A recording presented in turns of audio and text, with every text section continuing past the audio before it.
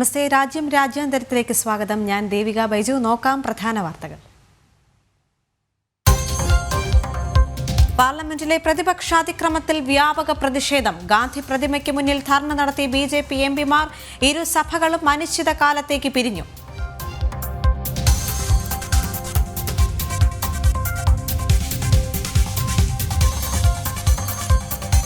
സ്വന്തം നാട്ടിലെ ന്യൂനപക്ഷവേട്ട മറച്ചുവച്ചാണ് ചില രാജ്യങ്ങൾ ഭാരതത്തെ ഉപദേശിക്കുന്നതെന്ന് RSS സർസംഘചാലക് ഡോക്ടർ മോഹൻ ഭാഗവത്. സനാതന ധർമ്മത്തിൽ എല്ലാവരും തുല്യർ, സേവനം പ്രശസ്തിക്ക് വേണ്ടിയാകരുതെന്നും സർസംഘചാലക്.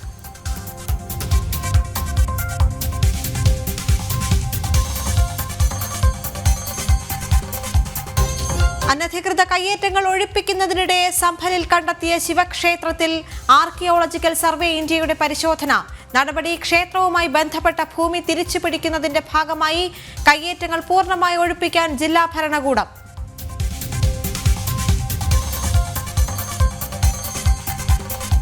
റഷ്യ യുക്രൈൻ വിഷയത്തിൽ വിട്ടുവീഴ്ചയ്ക്ക് തയ്യാറെന്ന വ്ളാഡിമിർ പുടിൻ. അധിനിവേശം റഷ്യയുടെ ലക്ഷ്യമല്ല, വിഷയം ഡൊണാൾഡ് ട്രംപുമായി സംസാരിക്കുമെന്നും റഷ്യൻ പ്രസിഡന്റ്.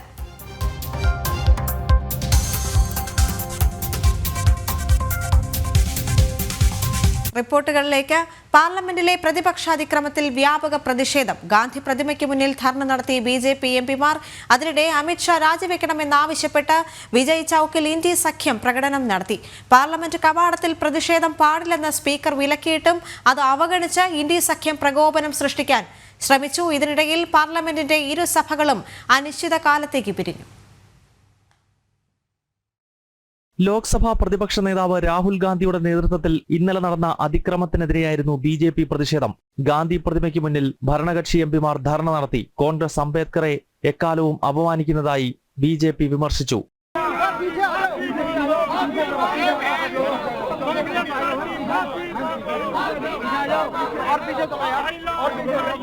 ഇന്ത്യ മുന്നണിയുടെ പ്രതിഷേധം വിജയ് ചൌക്കിലായിരുന്നു. പ്രിയങ്ക വാദ്ര, മല്ലികാർജുൻ ഖാർഗെ എന്നിവരുടെ നേതൃത്വത്തിൽ ഇന്ത്യ സഖ്യത്തിലെ MPമാർ വിജയ് ചൌക്കിൽ നിന്നും പാർലമെന്റിലേക്ക് മാർച്ച് നടത്തി. കേന്ദ്ര ആഭ്യന്തരമന്ത്രി അമിത്ഷാ രാജിവെക്കണമെന്നാവശ്യപ്പെട്ടായിരുന്നു പ്രതിഷേധം.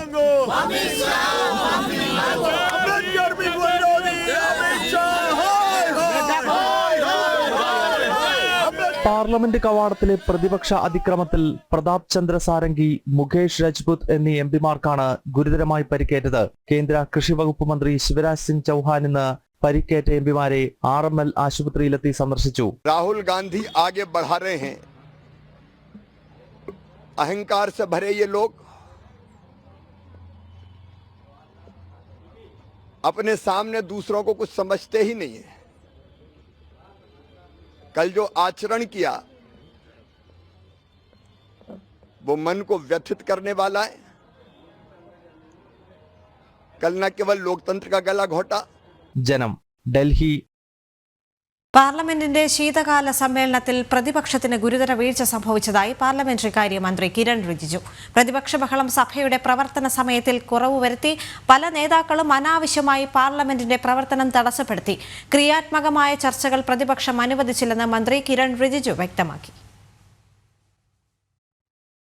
നടപടികൾ അവസാനിപ്പിച്ച് പാർലമെന്റ് സമ്മേളനം അനിശ്ചിതകാലത്തേക്ക് പിരിഞ്ഞതിനു ശേഷം നടത്തിയ അവലോകനത്തിലാണ് പ്രതിപക്ഷത്തിന്റെ പ്രവർത്തനങ്ങളെ കേന്ദ്ര പാർലമെന്ററി കാര്യമന്ത്രി കിരൺ റിജിജു വിമർശിച്ചത്. പ്രതിപക്ഷത്തിന്റെ ബഹളവും അനാവശ്യ ഇടപെടലും സഭയുടെ പ്രവർത്തന സമയത്തിൽ വലിയ കുറവ് വരുത്തി. പല പ്രതിപക്ഷ നേതാക്കളും അനാവശ്യമായി പാർലമെന്റിന്റെ പ്രവർത്തനം തടസ്സപ്പെടുത്തി. ക്രിയാത്മകമായ ചർച്ചകളും തീരുമാനങ്ങളും കൈക്കൊള്ളേണ്ട പാർലമെന്റിൽ ഇടപെടുന്നതിൽ പ്രതിപക്ഷത്തിന് ഗുരുതര പിഴവ് സംഭവിച്ചെന്നും സഭയുടെ പൂർണ്ണമായ നടത്തിപ്പ് ഉറപ്പാക്കേണ്ടത് എല്ലാ അംഗങ്ങളുടെയും ഉത്തരവാദിത്വമാണെന്നും അദ്ദേഹം പറഞ്ഞു.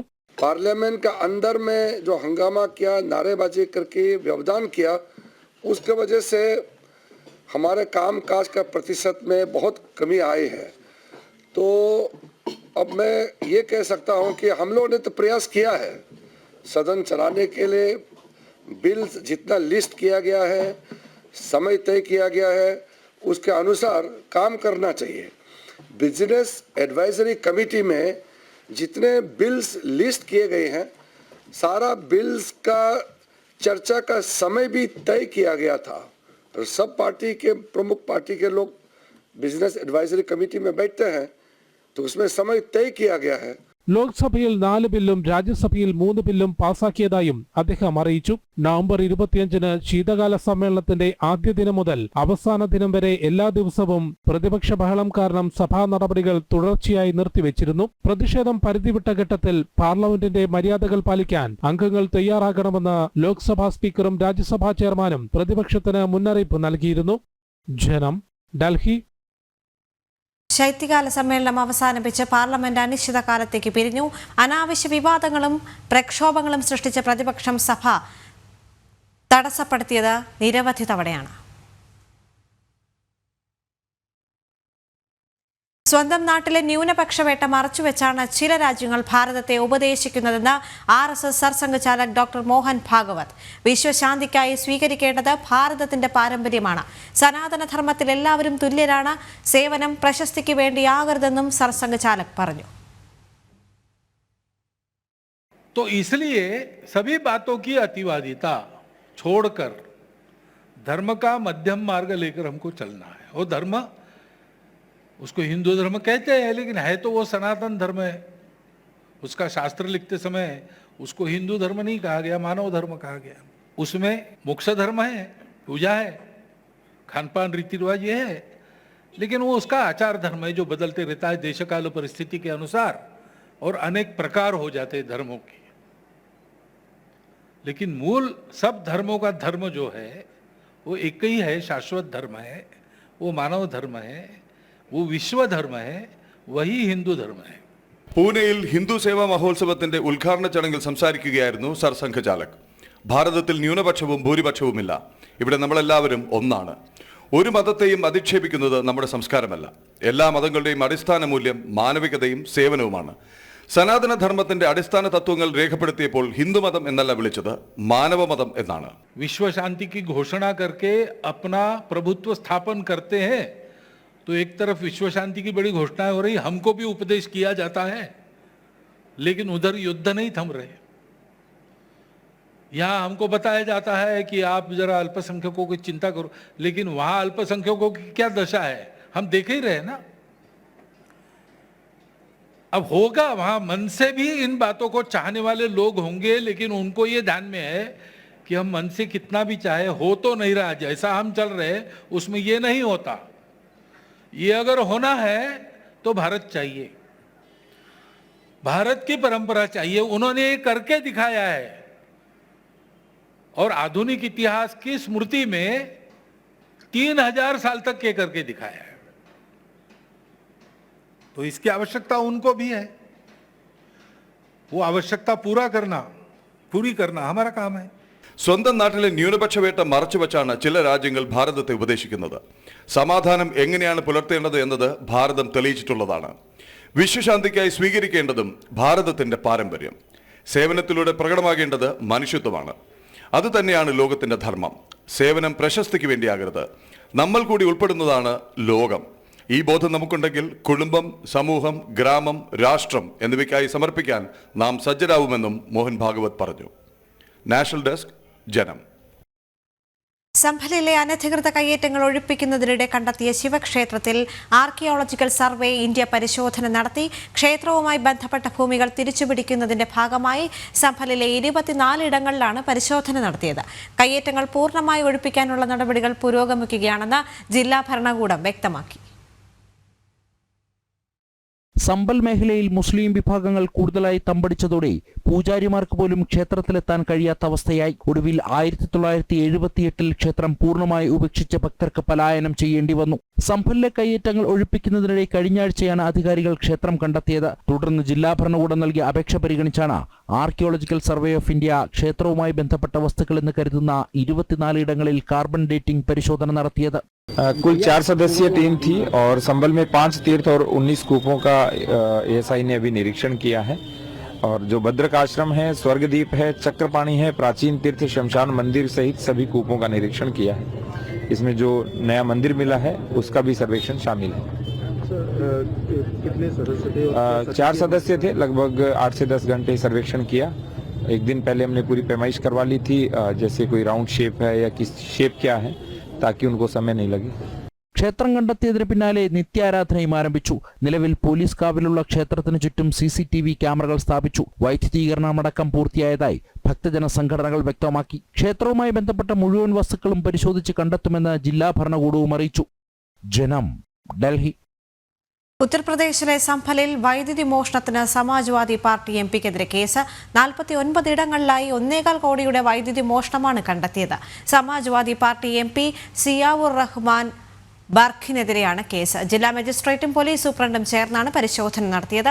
130 കിലോവാട്ടിന്റെ വൈദ്യുതി മോഷണം നടന്നതായി പരിശോധനയിൽ തെളിഞ്ഞു. വൈദ്യുതി മോഷ്ടിച്ച 49 പേരെ തിരിച്ചറിഞ്ഞതായും അവർക്കെതിരെ FIR ഫയൽ ചെയ്തതായും പോലീസ് അറിയിച്ചു.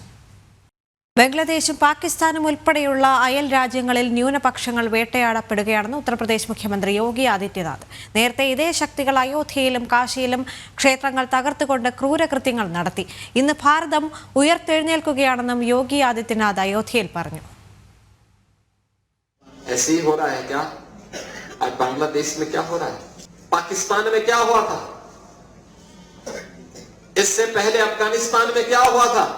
मैं पूछना चाहता हूं उन लोगों से, कौन वे लोग थे जिन्होंने देश के अंदर सनातन धर्म से जुड़े हुए उन मानबिंदुओं को नष्ट करने का काम किया था। यानी भारत की धरती में जन्म लेना दुर्लभ है और उसमें भी मनुष्य के रूप में जन्म लेना तो और भी दुर्लभ है। और ये दुर्लभ तब क्षण हम सबको प्राप्त हो रहा है और वह भी हम अपनी आंखों से देखें। काशी में काशी विश्वनाथ धाम, अयोध्या में अयोध्या धाम फिर से त्रेता युग की स्मृतियों को हम सबके सामने जीवंत कर रहा है. ജമ്മുകശ്മീരിൽ അതിർത്തി മേഖലയിൽ വീണ്ടും തീവയ്പും സ്ഫോടനവും. പൂഞ്ച് സെക്ടറിൽ നിയന്ത്രണ രേഖയിലാണ് വനമേഖലയ്ക്ക് തീവെച്ചത്. തീപിടുത്തത്തിന്റെ മറവിൽ ഭീകരരുടെ നുഴഞ്ഞു കയറ്റത്തിന് സാധ്യതയുള്ളതിനാൽ പരിശോധന തുടരുകയാണെന്ന് സൈന്യം അറിയിച്ചു. ജമ്മു കശ്മീരിൽ പൂഞ്ച് സെക്ടറിൽ നിയന്ത്രണ രേഖയ്ക്ക് സമീപം വനമേഖലയിലാണ് പാകിസ്ഥാൻ അതിർത്തിയിൽ നിന്ന് തീപിടുത്തമുണ്ടായത്. തീപിടുത്തത്തിൽ മൈനുകൾ പൊട്ടിത്തെറിച്ച് സ്ഫോടനമുണ്ടായി. ആളപായം റിപ്പോർട്ട് ചെയ്തിട്ടില്ല. കഴിഞ്ഞ ദിവസവും പൂഞ്ച് മേഖലയിൽ തന്നെ ഗുർസായ്, ഉച്ചാഡ് അതിർത്തി പ്രദേശങ്ങളിൽ തീപിടുത്തമുണ്ടായിരുന്നു. ശൈത്യകാലത്തിൽ വനമേഖലയിലെ തീപിടുത്തം സ്വാഭാവികമല്ലെന്നും ഭീകരരുടെ നുഴഞ്ഞുകയറ്റത്തിനും ആയുധം, മയക്കുമരുന്ന് കടത്തിനും സാധ്യതയുണ്ടെന്നുമാണ് സുരക്ഷാ ഏജൻസികളുടെ നിഗമനം. ഇതിന്റെ അടിസ്ഥാനത്തിൽ അതിർത്തി മേഖലയിൽ നിരീക്ഷണം ശക്തമാക്കി. പൂഞ്ച് ജില്ലയിൽ പോലീസും സൈന്യവും പ്രത്യേക പരിശോധന നടത്തുകയാണ്. അതിർത്തിയിലെയും ജമ്മു കശ്മീരിലെയും സുരക്ഷാ ക്രമീകരണങ്ങൾ കഴിഞ്ഞ ദിവസം കേന്ദ്ര ആഭ്യന്തരമന്ത്രി അമിത്ഷായുടെ നേതൃത്വത്തിൽ ഉന്നതതല യോഗം ചേർന്ന് വിലയിരുത്തിയിരുന്നു. ജനം, ഡൽഹി. പാകിസ്ഥാന്റെ മിസൈൽ പദ്ധതി അമേരിക്കയ്ക്ക് ഭീഷണിയെന്ന് US ഡെപ്യൂട്ടി സുരക്ഷാ ഉപദേഷ്ടാവ് ജോൺ ഫിന്നർ. പാകിസ്ഥാൻ ദീർഘദൂര ബാലിസ്റ്റിക് മിസൈലുകൾ വികസിപ്പിക്കുന്നു. ഇവ ദക്ഷിണേഷ്യയ്ക്ക് പുറത്തുള്ള പ്രദേശങ്ങൾക്കും ഭീഷണിയെന്ന് ഫിന്നർ പറഞ്ഞു. പാക് മിസൈൽ പദ്ധതിക്ക് അമേരിക്ക ഉപരോധവും ഏർപ്പെടുത്തി. കൃത്യമായ വിശദീകരണങ്ങൾ നൽകാനാവാത്ത പശ്ചാത്തലത്തിലാണ് പാകിസ്ഥാൻ മിസൈൽ പരീക്ഷണങ്ങൾ നടത്തുന്നത്. ആണവ പോർമുന വരെ വഹിക്കാൻ ശേഷിയുള്ളതാണ് മിസൈലുകൾ. പാകിസ്ഥാൻ ലക്ഷ്യം വെക്കുന്നത് ദക്ഷിണേഷ്യ മാത്രമല്ല അമേരിക്ക കൂടിയാണെന്നും US ഡെപ്യൂട്ടി സുരക്ഷാ ഉപദേഷ്ടാവ് ജോൺ ഫീനർ പറഞ്ഞു. Pakistan has developed increasingly sophisticated missile technology, from long-range ballistic missile systems to equipment that would enable the testing of significantly larger rocket motors. If these trend lines continue, Pakistan will have the capability to strike targets well beyond South Asia, including in the United States, raising real questions about Pakistan's intentions. The list of countries that possess both nuclear weapons and the missile capability to directly reach the US homeland is very small, and they tend to be adversarial towards the United States, Russia, North Korea, and China. So candidly, it's hard for us to see Pakistan's actions as anything other than an emerging threat to the United States. Russia, China, ഉത്തര Korea തുടങ്ങിയ രാജ്യങ്ങൾക്ക് പിന്നാലെ അമേരിക്കയെ ലക്ഷ്യം വെച്ചുള്ള മിസൈലുകൾ നിർമ്മിക്കുന്ന രാജ്യമാകാൻ ശ്രമിക്കുകയാണ് പാകിസ്ഥാൻ. പാകിസ്ഥാന്റെ മിസൈൽ പരീക്ഷണ നീക്കങ്ങൾക്കെതിരെ ഉപരോധം ഏർപ്പെടുത്തിയെന്നും അദ്ദേഹം പറഞ്ഞു. മിസൈൽ പദ്ധതിക്ക് മേൽനോട്ടം വഹിക്കുന്ന സർക്കാർ ഏജൻസിക്കെതിരെയും ഉപരോധം ഏർപ്പെടുത്തുന്നത് ആദ്യമായിട്ടാണ്. ഭാരതത്തിന് പുറമെ മറ്റു രാജ്യങ്ങൾ കൂടി തങ്ങളുടെ ആണവ മിസൈലിന്റെ പരിധിയിൽ കൊണ്ടുവരാനുള്ള നീക്കമാണ് നടക്കുന്നതെന്ന് സംശയിക്കേണ്ടിയിരിക്കുന്നുവെന്നും അദ്ദേഹം പറഞ്ഞു. ഇന്റർനാഷണൽ ഡെസ്ക്, ജനം. മുംബൈ ഭീകരാക്രമണ കേസിലെ പ്രധാന ആസൂത്രകൻ തഹാവൂർ റാണയെ ഇന്ത്യക്ക് കൈമാറുന്നതിനെതിരെ സമർപ്പിച്ച ഹർജി തള്ളണമെന്ന് US സുപ്രീം കോടതിയിൽ അമേരിക്കൻ സോളിസിറ്റർ ജനറൽ. റാണയെ വിട്ടുകിട്ടണമെന്ന് ഭാരതം ആവശ്യപ്പെട്ടിരുന്നു. നാട് കടത്തുന്നതിനെതിരെ സുപ്രീം കോടതിയിൽ സമർപ്പിച്ച ഹർജിയാണ് തള്ളണമെന്ന് അമേരിക്ക ആവശ്യപ്പെട്ടിരിക്കുന്നത്. 2008 മുംബൈ ഭീകരാക്രമണത്തിന്റെ മുഖ്യ സൂത്രധാരനാണ് തഹാവൂർ റാണ. റാണയെ വിട്ടുകിട്ടണമെന്നാവശ്യപ്പെട്ട് ഭാരതം നയതന്ത്ര തലത്തിൽ നടപടികൾ എടുത്തിരുന്നു. അമേരിക്കയിലെ വിവിധ കോടതികളിൽ തഹാവൂർ റാണ വ്യവഹാരങ്ങൾ നടത്തി ഇതിനെ എതിർത്തു. റാണയുടെ പരാതികളെല്ലാം തന്നെ കോടതികൾ തള്ളി. തുടർന്ന് നവംബറിൽ റാണ സുപ്രീം കോടതിയെ സമീപിച്ചു. സെറിഷിയറി റിട്ടായി സമർപ്പിച്ച ഹർജി തള്ളണമെന്ന നിലപാടാണ് സുപ്രീം കോടതിയിൽ US സർക്കാർ സ്വീകരിച്ചിരിക്കുന്നത്. സർക്കാരിൻ്റെയും കോടതികളുടെയും ഉത്തരവുകളും വിധികളും പുനഃപരിശോധിക്കുന്നതിനുള്ള റിട്ടാണ് സെറിഷിയറി. 2008 ഭീകരാക്രമണം സംബന്ധിച്ച കേസിൽ മാത്രമാണ് നാട് കടത്താൻ അനുമതി നൽകുന്നത്. US solicitor general Elizabeth B Prelogar December 16 US നിലപാട് വ്യക്തമാക്കി കോടതിയിൽ മറുപടി ഫയൽ ചെയ്തിരിക്കുന്നത്. സമാനമായ നടപടി റാണയ്ക്കെതിരെ ഷിക്കാഗോയിലും നിലനിൽക്കുന്നുണ്ട്. അതേസമയം റാണയ്ക്കെതിരെ ഭാരതത്തിൽ വ്യാജരേഖ സമർപ്പിച്ച മറ്റൊരു കേസ് കൂടിയുണ്ട്. ഇക്കാര്യത്തിൽ നാടുകടത്താൻ അനുമതിയില്ലെന്നും US വ്യക്തമാക്കുന്നു. തഹാവൂർ റാണയെ ഭാരതത്തിന് കൈമാറുന്നതിന് അനുകൂല നിലപാടാണ് USന്റേതെന്ന് തുടർച്ചയായി വ്യക്തമായിക്കൊണ്ടിരിക്കുകയാണ്. ഇന്റർനാഷണൽ ഡെസ്ക്, ജനം. ആഭ്യന്തര കലാപത്തിന് ശേഷം ഭാവി പരിപാടികൾ ചർച്ച ചെയ്യാൻ അമേരിക്ക നയതന്ത്ര പ്രതിനിധികൾ സിറിയയിലെത്തി. മധ്യേഷ്യയുടെ ചുമതലയിലുള്ള നയതന്ത്ര പ്രതിനിധി Barbara leaf Roger Carsten, Syria വിഷയങ്ങൾക്കായി പ്രത്യേകം നിയോഗിച്ച മുതിർന്ന ഉപദേശകൻ ഡാനിയൽ റൂബിസ്റ്റീൻ എന്നിവരാണ് ഡമാസ്കസിലെത്തിയത്. സിറിയൻ വിമതരായ ഹയാത്ത് തഹ്രീർ അൽ-ഷം നേതാക്കളുമായി പ്രതിനിധികൾ ചർച്ച നടത്തും. ഇക്കഴിഞ്ഞ ദിവസമാണ് സിറിയയുമായി നയതന്ത്ര ബന്ധം തുടരുമെന്ന് ആന്റണി ബ്ലിങ്കൻ അറിയിച്ചത്. റഷ്യ യുക്രൈൻ വിഷയത്തിൽ വിട്ടുവീഴ്ചയ്ക്ക് തയ്യാറെന്ന് വ്ളാഡിമിർ പുടിൻ. യുക്രൈനിൽ അധിനിവേശം നടത്തുന്ന റഷ്യയുടെ ലക്ഷ്യമല്ല. യുക്രൈൻ വിഷയം നിയുക്ത അമേരിക്കൻ പ്രസിഡന്റ് ഡൊണാൾഡ് ട്രംപുമായി സംസാരിക്കുമെന്നും പുടിൻ പറഞ്ഞു. സിറിയയിലെ വിഷയങ്ങൾ സങ്കീർണമാണെന്ന നിലപാടാണ് അദ്ദേഹം വാർത്താ സമ്മേളനത്തിൽ അറിയിച്ചത്. യുക്രൈനിൽ അധിനിവേശം നടത്തുക റഷ്യയുടെ ലക്ഷ്യമല്ലെന്ന് വ്ളാഡിമിർ പുടിൻ. യുക്രൈൻ വിഷയത്തിൽ വിട്ടുവീഴ്ചയ്ക്ക് തയ്യാറാണ്. നിയുക്ത US പ്രസിഡന്റ് ഡൊണാൾഡ് ട്രംപുമായി വിഷയം സംസാരിക്കും. യുക്രൈന്റെ ഭാഗത്തു നിന്നും വിട്ടുവീഴ്ചകൾ ഉണ്ടാകണം. 2014 യുക്രൈൻ നിയന്ത്രണത്തിൽ നിന്നും ക്രിമിയ റഷ്യ പിടിച്ചെടുത്തു. സമാന നീക്കം യുക്രൈനെതിരെയും തുടരാനാവുന്നതായിരുന്നുവെന്നും പുടിൻ പറഞ്ഞു. യൂറോപ്യൻ യൂണിയൻ, നാറ്റോ അംഗത്വങ്ങൾക്ക് യുക്രൈൻ ശ്രമം ആരംഭിച്ചതിന് പിന്നാലെയാണ് ഇരു രാജ്യങ്ങളും തമ്മിൽ അസ്വാരസ്യങ്ങൾ ഉയർന്നത്. അമേരിക്കയിൽ ട്രംപ് അധികാരത്തിൽ വരാനിരിക്കുന്നതും അനുകൂല ഘടകമായാണ് റഷ്യ കാണുന്നത്. ജോ ബൈഡൻ ഭരണകൂടം യുക്രൈന് അനുകൂല നിലപാടുകളാണ് സ്വീകരിച്ചിരുന്നത്. എന്നാൽ യുക്രൈന് ആയുധം നൽകുന്നതുൾപ്പെടെ പുനഃപരിശോധിക്കുമെന്ന നിലപാടാണ് ട്രംപിൻ്റേത്. അക്കാരണത്താൽ തന്നെ 2 വർഷത്തിലേറെയായി തുടരുന്ന റഷ്യ യുക്രൈൻ യുദ്ധം പരിസമാപ്തിയിലേക്ക് നീങ്ങുന്നു എന്ന സൂചന തന്നെയാണ് ലഭ്യമാകുന്നത്. അതേസമയം സിറിയയിലെ വിഷയം ഏറെ സങ്കീർണമാണെന്നും പുടിൻ പറഞ്ഞു. ബഷാർ അൽ അസദിനെ പുറത്താക്കിയത് റഷ്യയ്ക്ക് ഒരു തരത്തിലും തിരിച്ചടിയല്ല. മോസ്കോയിലെത്തിയ ബഷാർ അൽ അസദുമായി സംസാരിച്ചിട്ടുമില്ല. സിറിയൻ വിമതരെ ഭീകരരുടെ പട്ടികയിൽ നിന്ന് ഒഴിവാക്കാനുള്ള നിയമം പാസായതിനു ശേഷമാണ് പ്രസിഡന്റിന്റെ പ്രസ്താവന. 4 മണിക്കൂർ നീണ്ട വാർത്താ സമ്മേളനത്തിനാണ് റഷ്യൻ പ്രസിഡന്റ് നിലപാടുകൾ വ്യക്തമാക്കിയത്. ഇന്റർനാഷണൽ ഡെസ്ക്, ജനം. രാജസ്ഥാനിലെ ജയ്പൂർ അജ്മീർ ഹൈവേയിൽ ഗ്യാസ് ടാങ്കർ വാഹനങ്ങളുമായി കൂട്ടിയിടിച്ച അപകടത്തെ തുടർന്നുണ്ടായ വൻ തീപിടുത്തത്തിൽ 9 പേർ മരിച്ചു. 40-ലധികം പേർക്ക് പരിക്കേറ്റു. 15 പേർ ഗുരുതരാവസ്ഥയിലാണെന്നാണ് വിവരം. ഇന്ന് പുലർച്ചെയാണ് അപകടമുണ്ടായത്. അപകടത്തിന്റെ നടുക്കുന്ന CCTV ദൃശ്യങ്ങളും പുറത്തുവന്നു.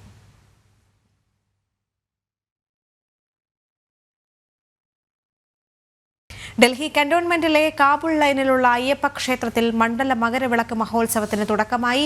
വന്ദേ മുകുന്ദം ബാലഗോകുലത്തിന്റെ നേതൃത്വത്തിൽ ഭജന, നാരായണീയ പാരായണം, അഷ്ടപതി, പഞ്ചാരമേളം അടക്കം വിപുലമായ പരിപാടികളാണ് സംഘടിപ്പിച്ചത്. സൈനികരായ ദക്ഷിണേന്ത്യൻ ഭക്തർ ആരാധന നടത്തുന്ന ക്ഷേത്രത്തിൽ മണ്ഡല മകരവിളക്ക് കാലത്ത് വിവിധ ഭാഗങ്ങളിൽ നിന്നായി അനേകം ഭക്തരാണ് എത്താറുള്ളത്.